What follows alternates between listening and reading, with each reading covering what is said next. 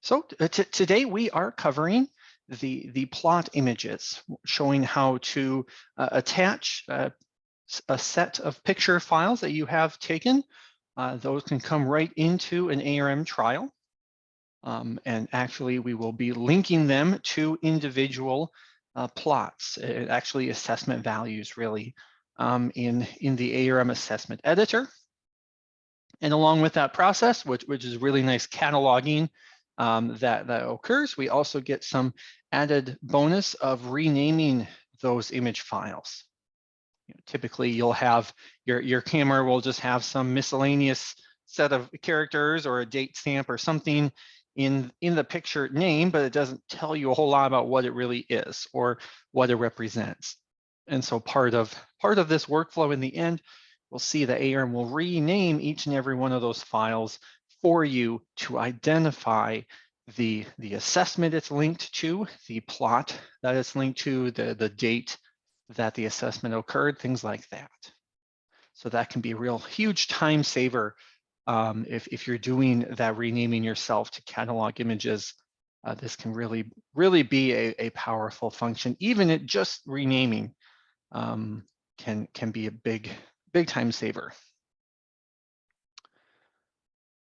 Okay, so I have just a trial here that we'll kind of demonstrate with today. As I said, we have a few assessments that were performed, and alongside of that, say I had a digital camera, maybe I used my phone, something like that, to take a set of pictures as I went through this assessment as a way to document maybe specifically this assessment, or maybe just a periodic way to capture what each plot looked like, whatever the example may be. And so what I can do is bring those images in to my ARM trial. And what will happen is we will link them. So we're not necessarily embedding these images into the trial file itself. And we'll kind of see how that shows up after we've added those in. So to start and kind of engage this process here, we'll find the assessment that I want to link to. And then over on the right on the properties panel, and if you don't have the properties panel visible by default, you'll find it on the very far right side. And there's a couple of different panels. And today we're just looking for the regular properties. So you may have to open that up and you could pin it down if you'll find yourself coming back to that. Towards the bottom of this panel, there is a section for the assessment. So if you've seen any of our data review processes or webinars before, we have been here before to mark a particular value as damaged to exclude it from the assessment. There's also things like a text comment that you can associate with an individual plot. There's a barcode GPS coordinates as well. The last component here is an image. So we can also attach an image to this specific assessment value. And so that's what we're here to do today. So I will click on the attach button. And so then ARM is going to prompt us to go and find the image files that we want to attach. And so I have a set of pictures here that we'll pretend that I had just taken recently for these assessments. And one possibility is to click on one plot and choose one image, and you would attach this one image to that plot. But as you can imagine, that might get a little boring if we did it just one at a time. If you only had a couple total, then that might be realistic. But more than likely, you have something like this, where we have quite a few plots that we want to attach images to. And so we can actually select more than one image at a time. And that'll be the workflow here we show. A couple of different ways to do that. you can hold down the Control key on your keyboard as you click on different images. And you'll see now I have all 4 of those are selected as I'm going along. And in fact, the order that you click on these will be the order that ARM can pay attention to in order to attach to the plots. So you want to maybe be aware of that instead of just randomly clicking to eventually choose them all. The order that you pick them can be significant. So you can always make use of the sorting here within Windows. If I find an empty spot to right click on, I could always sort by if I need to do maybe the date, so that way I know that the ones I took first versus the one I took last, sort them in that order.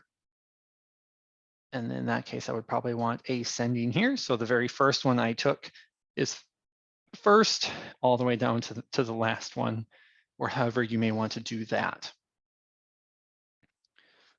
Other ways to select, you can also kind of do a square highlighting if you just start and drag your mouse across several different files. I think the easiest one for me is just Control A is usually what I use. So that keyboard shortcut of Control A selects all in this list.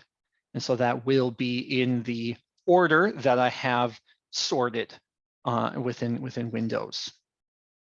So knowing that the first one I took chronologically, since I sorted it that way, will be the first one in the list and on its way down to the last one.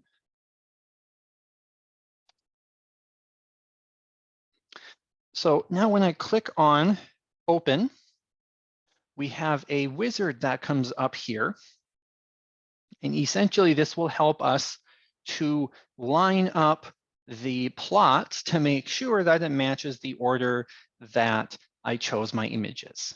So it won't blindly just force all those images in here, but instead we can make sure to configure the way that we want to import these images. So we'll dive into some more of the options here on a second go around, but that's the basic goal here, is to make sure, and you can see kind of the order that these pictures were taken in. And actually I took enough for 2 assessments. So I have kind of 2 pictures for every plot that I took. And so you can kind of see the order of those in the list to get a sense, since it's a little hard with that tiny thumbnail to know exactly, just really tell what is in that picture. But that would be the first one that we had chosen, then the second, then the third, and so on. So let's just say I had already kind of planned to match that sort, and we're happy with the way those come in.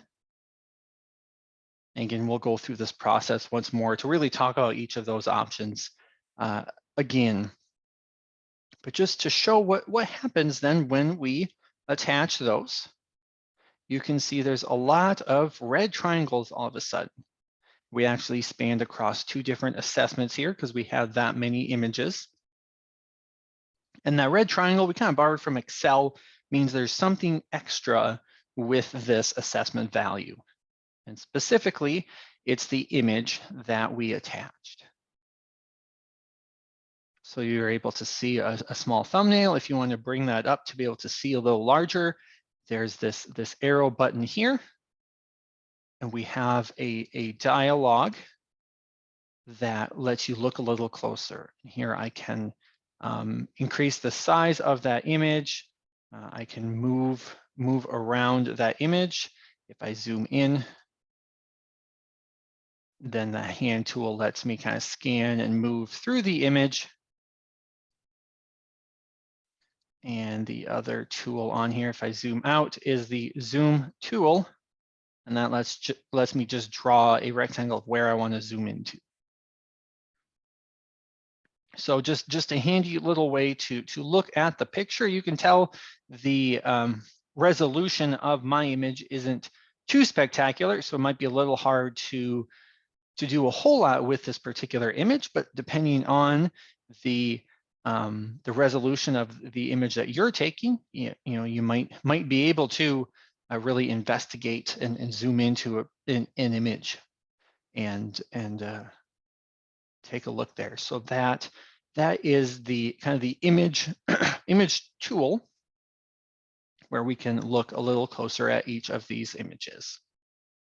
And actually, if I leave that open for just a moment, it'll kind of remember. So if I get it on my screen, kind of the way I want to be able to view one image, then I can simply click into another plot and it'll change the image. Of course, these are all so similar. There we go. So eventually one of these will look a little differently. So it's then changing that preview as I move into the different plots.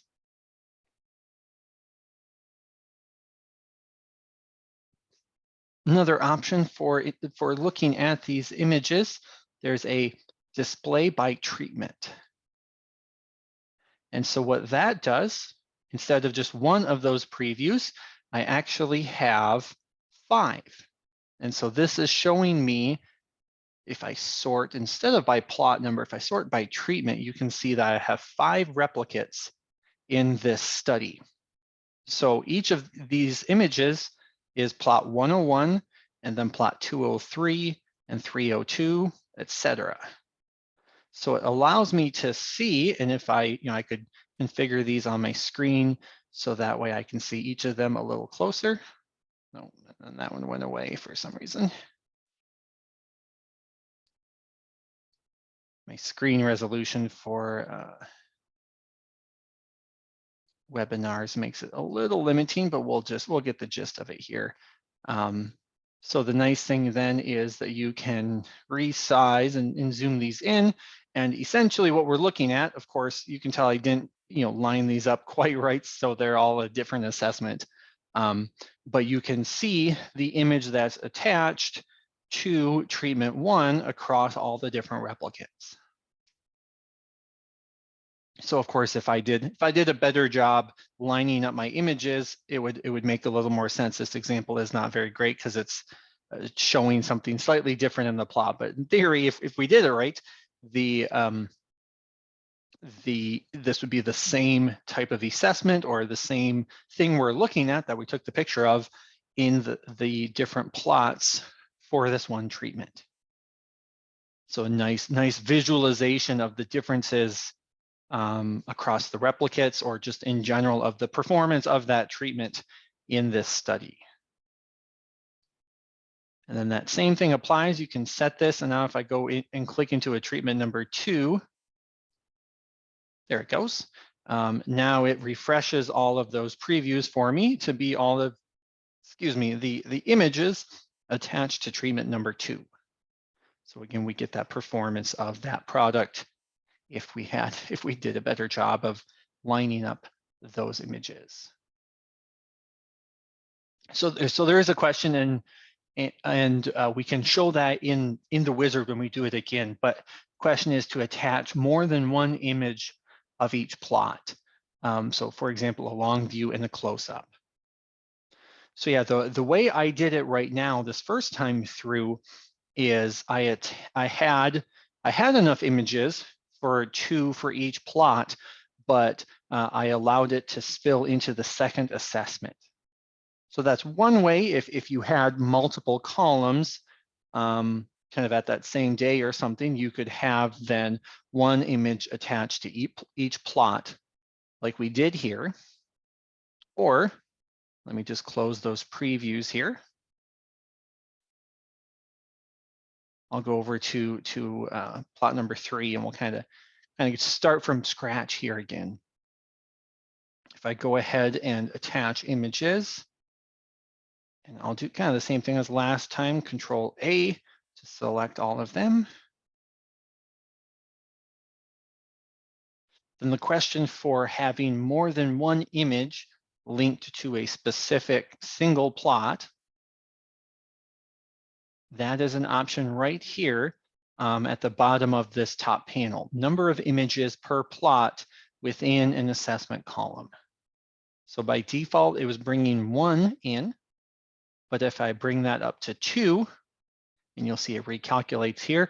Then it changes my preview. So now I have basically 2 subsamples is how it's showing that on the screen. So for plot 101, I'm going to have 2 images attached.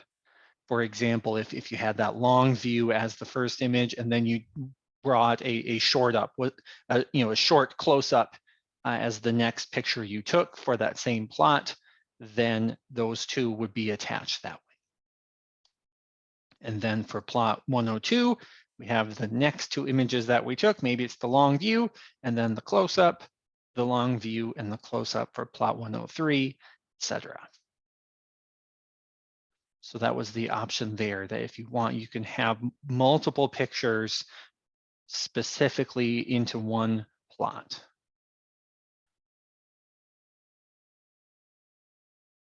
I'm going to toggle that back to just 1 here. Going through some of these other options then here in this wizard. The first one is the direction. So again, here in my example where I have enough images that there's more than one assessment that it covers, which order should ARM move through to attach them? Right now, I have it where I first took a picture for plot 101, and then I took a picture for 102. So I went all the way through the assessment. And then when I finished that, we came back and took another assessment. And so I started all over again. Well, maybe that's not super practical. I probably only wanted to walk through the field once. So I could instead go across columns. In this case, I've got 2 columns, 3 and 4. So now the first picture I took will go into plot 101 for column 3. Then the next picture is also for plot 101, but it'll go in column 4. And so on and so forth. 102 gets that third picture I took, and it also gets the 4th picture, this time for column 4. So kind of similar to when we were attaching multiple images to one column with this option, but here we're spanning 2 different columns. So that is across columns within plot. Just the order that I took these images if we have really multiple of them for an individual plot. The next option is the sort order. So that is the order of these plots in this list. And right now it is using my assessment order. So you can see the numbers don't exactly make a lot of sense if you're just looking strictly at sorting by number. They're kind of all over the place. And that is the assessment order, which I won't close out of this. So we won't be able to open it up, but it is on your trial map. So on the trial map, when you can see the plot layout, there is a tab at the bottom of that for movement arrows. And that's how you can define how you would move through the field. So in this case, I'm assuming it must be a serpentine movement style here, where it looks like we're going through the 101s and then the 400s, and then we work our way back, 500s, 200s. So we must have a map that the replicates are side by side or something like that from the looks of it. But that order is customizable on the trial map to explain the way you would move through the plots, since that doesn't necessarily perfectly match with just sorting by plot number, which we could do here. If we sort by plot number, then we just put the plot numbers in order like this. So really no logical movement that we go through, but just simply lining up the numbers. Or we could sort by treatment. So if we had taken an image for each treatment and just kind of jumped through the field, that would be another way. So you'll notice as we change the sort order, the images themselves haven't moved. So kind of we've kept that part straight, and we're just changing the order of the plots to make sure we line up our images with the plots.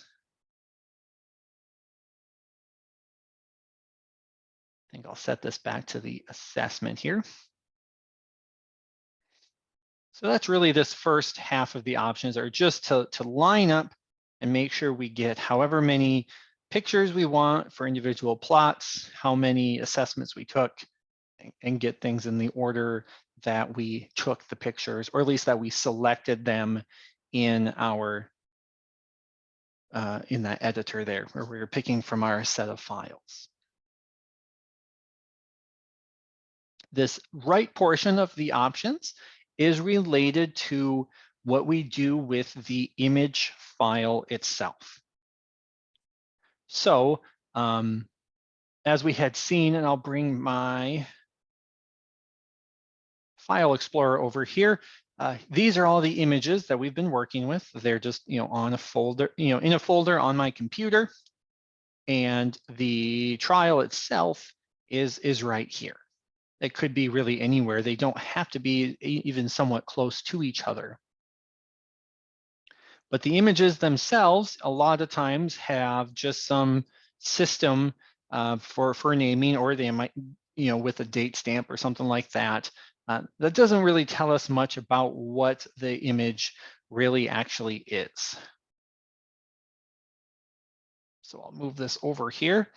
What ARM can do is rename the image and optionally take a copy, kind of make a copy of the image files themselves and put them in the same folder where my trial is. So that can be useful depending on where those images are. If you want a copy made so that way the originals are saved wherever they were originally, and for ARM's uses, we'll just copy each one of those files and then putting them in the same folder as your trial makes the cataloging where they're all kind of together kind of nice. Of course, if you've already maybe moved the images to a spot where they should be, where you would like them to be permanently, and you don't really need a second copy of all of those images, you can turn that off. And then the ARM will just leave the images right where they are and not make a copy of them anywhere else. In either case, you have the option for renaming the image file. And so that's what the rest of these options underneath are showing, is the way you can set up your own naming structure. So we have different components that about the study and the plot in particular that we can include in the file name. So things like the trial ID, your treatment number, the plot number, if you have subsamples, the subsample value, the date of the assessment, and even the column ID, which really is only used, mostly would be useful if you have multiple assessments on the same date. Then you would have, this combination. If I didn't have my column ID turned on, then if you had several assessments on the same day, you wouldn't be able to make a unique image name by just having that date on there, because, well, which column is it? In my case, column 3 and column 4, both of these images would try to be named the same, which of course doesn't work. So if you include the column ID number on that, then that makes sure that if you span multiple columns, you'll end up with a unique file name for each of those. So the trial ID is grayed out, so I cannot turn that off. I am guessing, I believe that is a study rule. We'll check that once we get these attached. That I think there is a study rule where you can. Nope, actually, I take that back. I think the trial ID is required. You need to have at least one component in the name. I'm thinking of the study rule that would lock this box. So trial ID, that one's locked because we need to have at least one component that is kind of the default.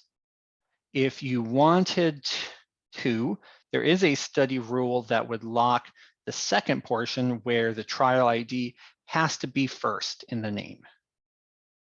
So I got those two kind of confused here. At the moment, I have full control, where these numbers here are just the order for which that one component sits in the file name. So here I could move that from a 1 to a 2. So now treatment number is first. And this is just kind of a preview of one of what the name would look like for one of these plots. So now the treatment number would be first, and then my trial ID would be second, and so on. So you can see as you move those around, the preview here changes to show what those images will look like. So there's a study rule that if you really want that trial ID to always be in that first position, so images always have the trial ID first, which I think in general makes the most sense anyway.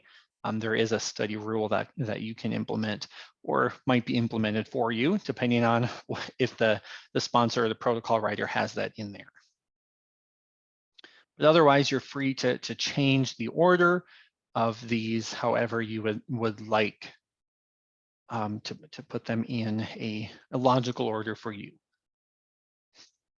And this add TPSC, putting the prefix before the number one, it kind of helps if you don't remember what order was what, makes it nice and easy to know, oh, that's treatment number 1. And then it also helps for sorting.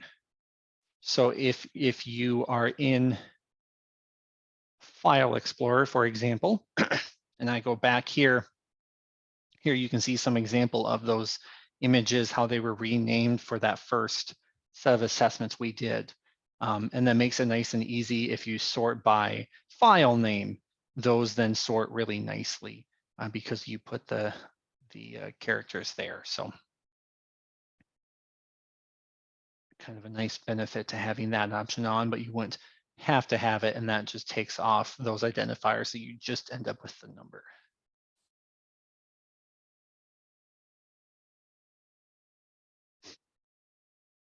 So those are the different components. You can turn them on or off, move them around.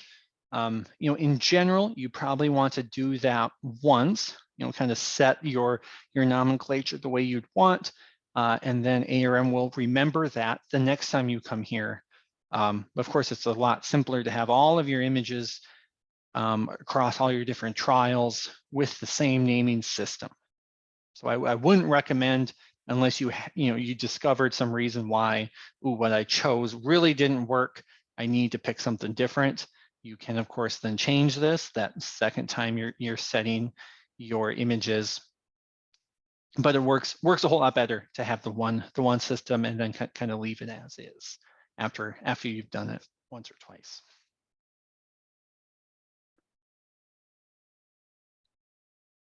All right, so I'm going to make sure to make a copy, and I want to rename according to this system here.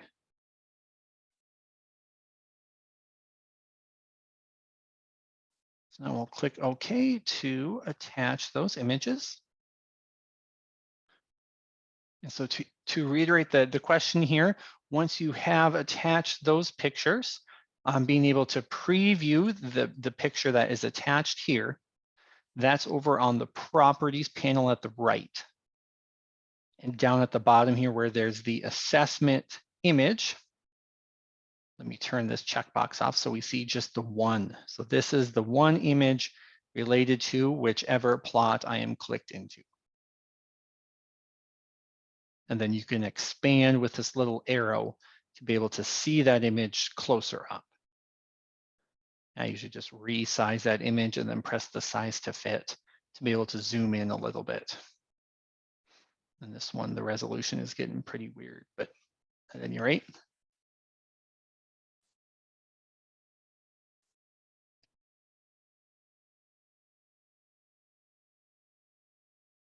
So these images are just attachments. So if I come over here to the attachment section in ARM, we'll see each of those image files here are in the list of attachments. So as we mentioned earlier, with pictures, they can be fairly large files depending on your resolution and your camera settings. We're not actually embedding these images into the single trial file, where then that trial becomes very large, hard to move around or anything like that. If I show just in my File Explorer again, there is my trial file. We can see that it's still only a couple hundred kilobytes, very small image. Excuse me, a really small trial file. And then all of these image files, of course, are larger, and the sheer number of them, of course, they take up a lot more space. But they are within ARM simply an attachment. So we're just linking to where that file is at. And in here, you can see where the plot and the column number where the particular images were linked to. And we've done this twice now, so we have that pretty much that same list duplicated for columns 1 and 2, and now 3 and 4. So it's a pretty lengthy list. So one of the reasons why it's important to realize the way these are attached is that if I go to send this trial to my sponsor or to somebody else, I can't simply grab the DAT file and send it without also including these image files, at least if I want to include those image files to the person that I send them to. So that's where the file send to is very helpful. It's going to want me to save it, so I'll say yes. So if you go to send the file within ARM, ARM can then include all of the attachments. So ARM knows right where all these files are. It's linked right there. So it can make it really easy if we just have ARM find all of those attachment files along with the trial when we send. And one of the nice things with send to, you can create a report. So you can have ARM, you can generate a report to include with the attachments and the trial file all in one nice package. It'll just create an email. If you're using like Outlook, it'll just pop Outlook up with the new email message. Otherwise, it can, it'll save a file so that you just have to attach it in Gmail or whatever other email you might be using. And there's also a zip attachments here. So that can kind of compress down the file size and puts all of those files into one folder, one zip file that can then be attached to an email and sent. So you can include all those files all in one nice, easy bundle for the recipient to download.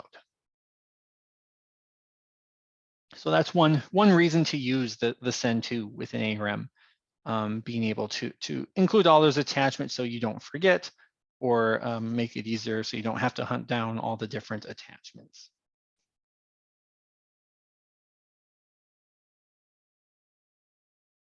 It also ran that validation for me. I probably shouldn't have closed that window so fast.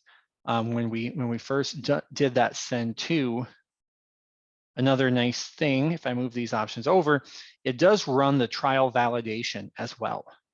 So that's a good way to check if I forgot to fill something in, if I had a study rule telling me I needed to do something and I forgot to, it can catch those types of problems and let me know, hey, before you send it, you should do this. In my case, I'm getting these warnings about the rating date I have entered is different than the date stamp where I first entered data, which is kind of odd. Of course, that usually happens for me, not doing real research. So something like that tends to happen when I'm reusing files for different webinars. That always ends up being some weird message. In this case, those are just warnings. So since it's a warning, it's not an error. So if we did have an error, it would be red and that would be not valid. And thus we wouldn't even see the send to. It would stop us and say, hey, there's an error here, something important enough that you shouldn't send this on until it gets resolved. And so then, of course, it would tell me what the problem is so I can go resolve it. But in this case, as a warning, that's a little lower on the importance scale. It might still be something I should care about. I should make sure to read each of these and make sure that it's not something that would cause embarrassment for me if I didn't have it quite right before I sent it on. But in this case, I know it's just some weird date thing that clearly this was my assessment date, so I'm not too worried about it. So that's part of the send to. We'll run that validation for us.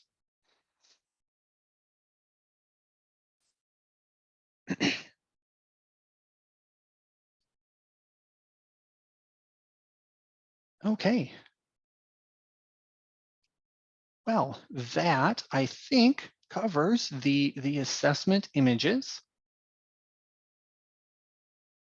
I do have, I won't actually show the tablet data entry, and we did do a few webinars recently on some of our data collection options, but did want to point out that this whole system we discussed today, that same process is implemented in some of the data collection tools that GDM offers.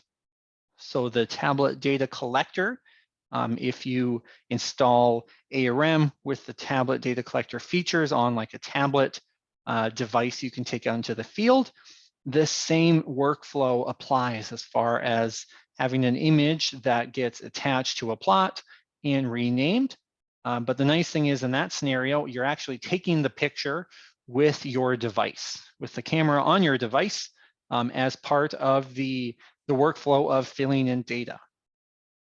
And just as soon as you take that image, then this process starts where ARM will attach that image that you just took to the plot where you're putting in data. It will rename it just with those very same options we discussed today and catalog the image in that exact same workflow. So that can save you one step from having to manually, bring in your camera files. If it was on your phone, you have to connect it with a cable or a memory card in a digital camera or whatever, whatever process you do to bring those images onto your computer. You can kind of sidestep that if you're taking data right with the tablet data entry or with the ARM mobile, which we talked about last week. Same idea. You use that device's camera, and then when you get back to the office, these images are attached, renamed, just like we saw here with the attachments. That's kind of the end result for either of those other data collection apps. But here today, we kind of showed that other side. You don't need to use data collection app. Just bring in those pictures onto your computer and use this attach button here at the bottom to do that workflow manually. So.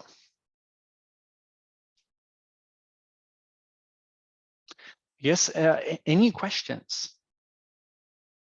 Had a couple of them as we went through today, but we do have a little time. Normally I get kind of long-winded, but this one wrapped up a little quick. So if anyone has questions about this topic or one adjacent to it, doesn't have to be exactly this, I could certainly answer some questions. Otherwise, we can give you all back 18 minutes of your day back. So appreciate you all joining us today to discuss this. Maybe we'll see you next week or in September when we come back to more webinars. So I guess I'll hang on the line if anyone is typing questions. I won't cut you off, but for the rest of you, thanks for joining again today.